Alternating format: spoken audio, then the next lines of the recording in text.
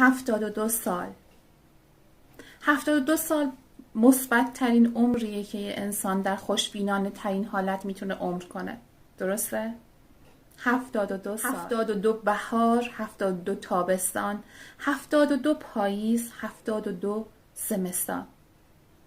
دوست عزیز من، چند سال از عمرت میگذره؟ چند بهار رو تجربه کردی؟ چند زمستان رو تجربه کردی؟ درسته؟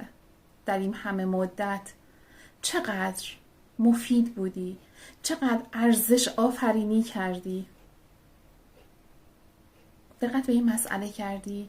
خیلی زود عمر میگذره، خیلی زودتر از اونی که فکرشو میکنی. چقدر برای تغییر خودت اقدام کردی؟ میدونی که وقتی که تو تغییر میکنی، میدونی وقتی که تو رو خودت سرمایه گذاری میکنی، وقتی که تو رو خودت، یعنی به خودت بها میدی، رو خودت سرمایه گذاری میکنی، میدونی که به دور و بریهات هم منفعت و سود میرسونی، تو ارتقا پیدا کنی، اطرافیانت هم بخوای نخوای همپای تو رشد میکنن. درسته؟ چقدر رو خودت سرمایه گذاری کردی؟ چقدر بر خودت ارزش قائل شدی؟ چقدر بر تغییر خودت وقت گذاشتی؟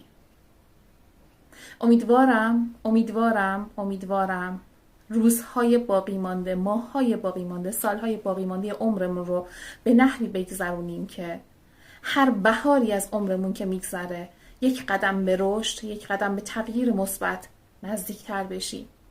دوست عزیز من، اگر دوست داری با من تغییر رو تجربه کنی، اگر دوست داری پله پله به خودت نزدیکتر بشی، خود وجودت رو کشف کنی و بدونی در وجود تو چه میگذره و خودت چه تغییراتی رو باید رو خودت اعمال کنی، با من در وبیناری که به نام پله پله تا خود هست همراه شو.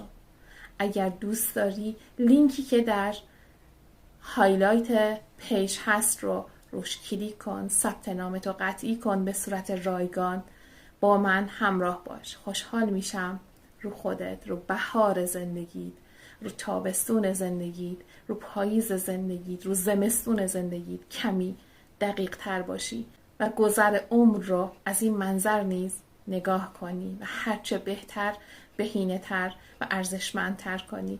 منتظرت هستم.